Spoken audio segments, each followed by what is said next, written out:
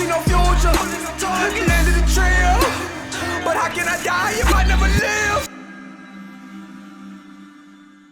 I'm Detective Matt Thornton. I'm here in Zion, Illinois. Been a cop here for 15 years. Today we are filming Ask a Cop Season 2. I'm super excited. No script, we're just real. We just have honest dialogue, whether it's negative or positive, about police and community and what can we do to improve and try to end on some sort of even note. We're at the legendary CJ's Donuts. Owner Kevin right here, and he's gonna show me how to make some donuts, because you know all cops love donuts. All right, well, let's get to it. First thing, let's wash our hands. Like my mom used to say.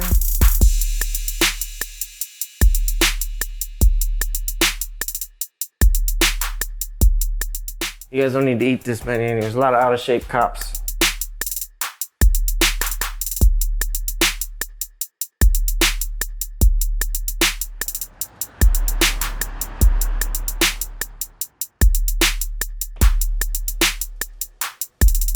So, brother, how you doing, man? Good to see you, man. So welcome to Season 2 Ask a Cop, man. We're gonna have a little competition today while we dialogue, man. Let's go. You ready? Yeah, I'm ready. Let's go.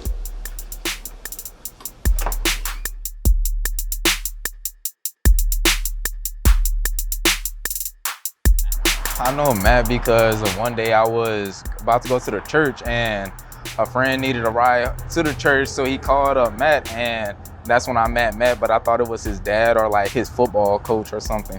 I was very familiar with Malik's friends, but he had just came to my group that I run an outreach, my father's business. He came out maybe about 3 or 4 years ago. His dad was incarcerated and so was his brother, and he was kind of upset about that and depressed about that. All right, so here we are. Welcome to my shop back here. I've been trained on how to make donuts.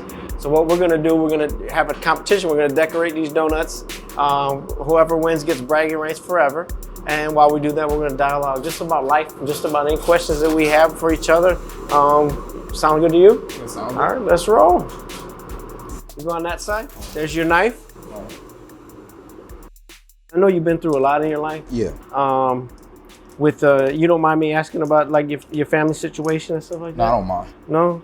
What are your feelings about that? Like, how did you feel like with your brother and your dad and stuff, like not being able to be there for you?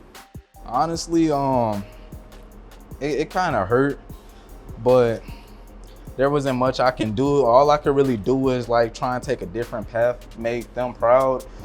You know, because in my family, well, just with speaking of my dad and my brother, you know, my brother locked up when he was 18. I'm not going to be able to see him till he's like 25. You know, that's a big portion of my life.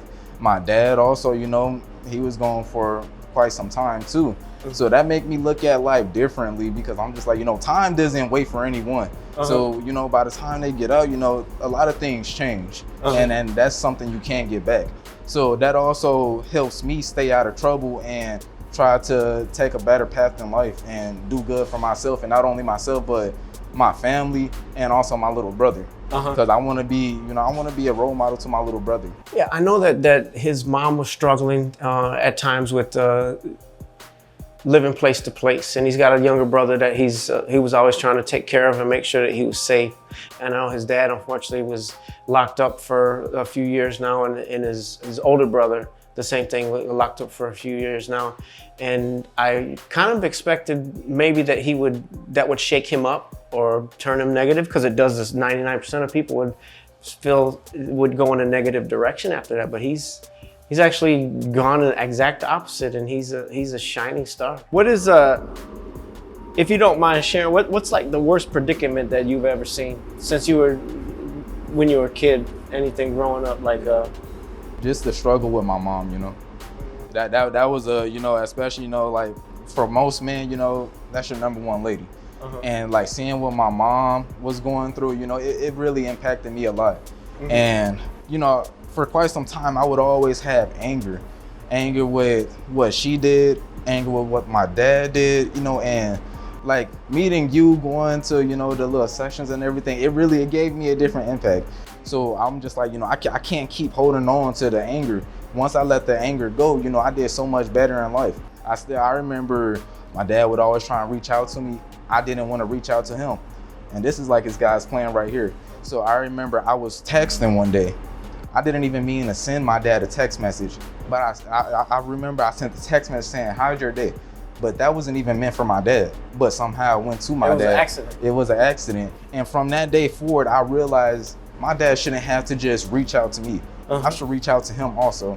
You know, I can say at least he did try when he came home, but I feel like I was pushing him away because I was angry. And once I let the anger go, you know, I feel like it was kind of a little too late, but then again, you know, I get another chance.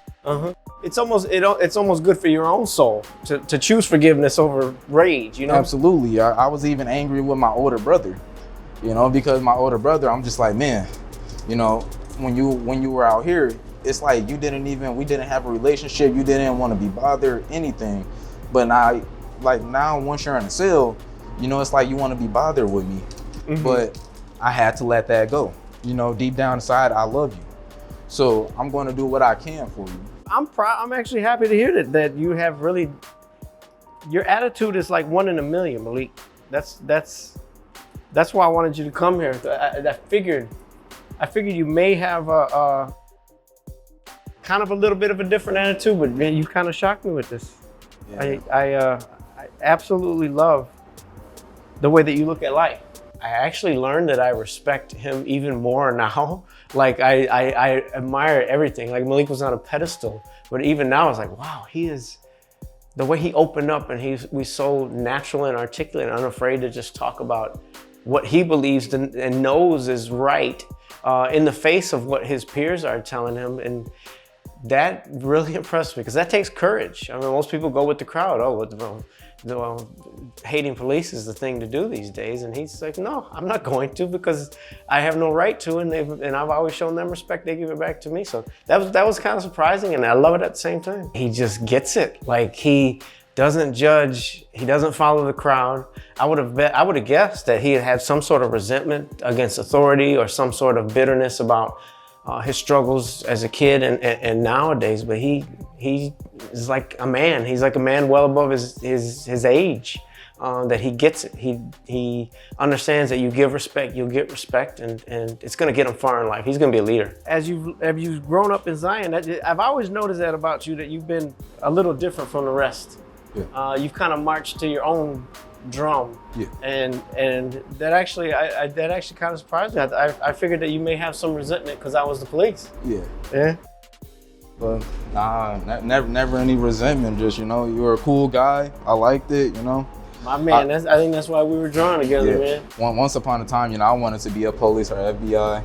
And at first, you know, I used to care what people would think about me if I was the police. So I'm just like, you know, I can't. So that I feel like that kind of drew me away. But as I got older and I met you, I'm just like, you know, it'll be fun to be the police, you know. I also see how, you know, you help kids out, you help a lot of people out. I remember I wanted to only go one direction with trying to help people out, you know, psychologists and stuff like that. But I'm just like, you know, you're a cop and you're doing that type of stuff too. So I'm just like, you know, I could be a cop and do the same thing. Man, you got to come. We're going to talk more about just this career path later.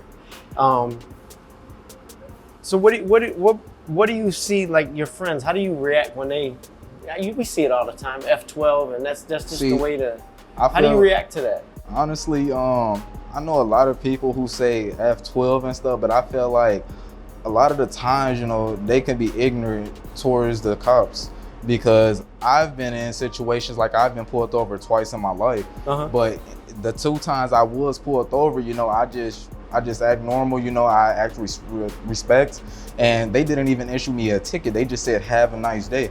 I remember I had got into like this little fender damage with my mom's car, and you know, it was pretty bad. So I had blew a stop sign, and when I did that, I remember like 4 police pulled up behind me, and I thought I was gonna have a big issue. But instead, you know, they were trying to save me because like hydraulic fluid was leaking and stuff. So instead of them, you know, issuing me a ticket or anything, they're just like, you know, hey, are you all right? You know, trying to comfort me. They're looking out for you? Yeah, they were looking out for me. And then they were like, you know, just park the car to the side, calling in, we're going to take you home. And, you know, even with you and with that, and with any of my experiences with a cop, I've never had a bad experience. So, you know, I always look different at a cop. Man, you are a living example. Like you get it. Like you show respect. Isn't that true? You show respect, you get respect back. What touches me most about his story is it's so unlikely. Most kids that are struggling basically to raise themselves, and they don't turn out to be hardworking. I mean, he's got a couple jobs, he's got his own place. They don't turn out. He should be a statistic, and he's not. I want Maliek to be a police officer now. I actually didn't know that he kind of aspired to. He's never really told me that before. I would be glad to take him under my wing and show him how to be a cop and do it with that same passion and heart and love for people that he just showed. So. When I was young, you know, that was one of the first things that I ever wanted to be in my life. But, you know, like growing up, you know, I had a lot going on. So I kind of changed my career path. Also, when I was young, you know, I'd always hear, you know, negative things and, oh, you're going to arrest your family and this and that. You know, it kind of made me feel bad. But, you know, now that I'm older, you know, I really don't care too much more about what people back then said. And even with what's going on now, I really don't care. You know, as long as that's what I want to be, then that's all that matters. It was pretty cool, you know, getting to know how a person of that career felt, you know, get to know more about them and, you know, having them know more about me. All right, brother. Thanks for the conversation, man. It's a good dialogue, man. I appreciate you. No problem. Now is the moment of truth. Let's go. We're putting these donuts right here for the judge. Let me call the judge in. Kevin, you ready? Come on in, the judge. All right. I like that. Brown and white together. That's cool. It's great. Color, nice. You know, that's what happens when you have a wife. You know, you pick up her touches with the detail, you know. That's what happens. Don't be roasting me. That's kind of the colors of some other donut place, but that does. Oh my gosh. That's, you know, we'll overlook Also that. already messed up. Looking good though. This, I mean, all smooth and stuff. No drips like that one. Sorry, I'm gonna have to go with. Oh my gosh. I was never good at art class. Always drew outside the lines. Yeah. I was bad. Right. I lost again. Yeah. Oh well. Gotta look next All right. time. Thank you, my brother. Block full of shoulders. I see no future. Landed the trail. But how can I die if I never live?